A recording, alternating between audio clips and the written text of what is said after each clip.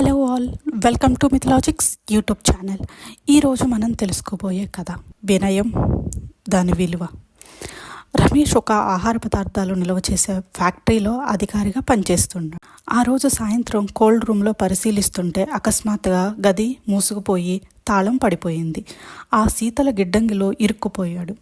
తలుపులు తట్టినా బాదినా కేకలు పెట్టినా ఎవ్వరికీ వినపడలేదు. చల్లదనం పెరిగి చలికి గడ్డ కట్టిపోతుంటే చావుకి దగ్గరవుతున్నాడు.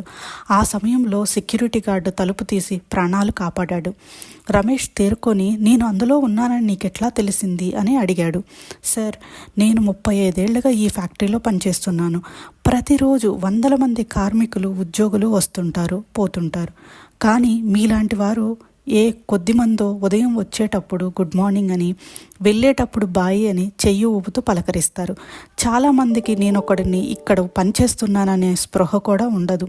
ఈరోజు ఉదయం మీ మాట వినగానే కానీ వెళ్ళేటప్పుడు గుడ్ ఈవినింగ్, సీ యూ అన్న మాట వినపడలేదు.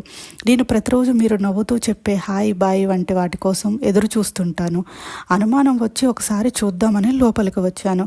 ఏదో జరిగిందని అర్థమైంది. మీరిలా కొన ఊపిరితో కనపడ్డారు. వినయంగా ఉండండి.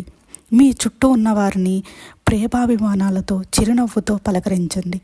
జీవితం చాలా చిన్నది. ఈరోజు ఇటువంటి ఏ విలువ గుర్తింపలేని మంచి పనులే రేపు మనకు ఏదో ఒక రూపంలో తోడ్పడతాయి.